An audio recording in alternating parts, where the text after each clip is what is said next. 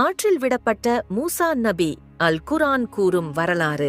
பிராவுன் எகிப்தை ஆண்டு வந்த கொடுங்கோல் மன்னன் ஆவான்.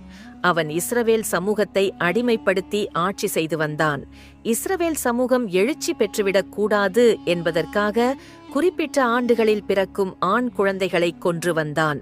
இஸ்ரவேல் சமூகத்தில் பிறக்கும் ஒரு ஆண் குழந்தையால் தனது ஆட்சிக்கு ஆபத்து வரும் என அவனுக்கு ஆரூடம் கூறப்பட்டதும் இதற்கு ஒரு காரணமாகும். இந்த காலகட்டத்தில்தான் மூசா நபி பிறந்தார்கள். குழந்தை பிறந்த செய்தியை பிறவுனின் படையினர் அறிந்தால் கழுத்தை அறுத்து கொன்று விடுவார்கள். என்ன செய்வது என்று ஏங்கினார்.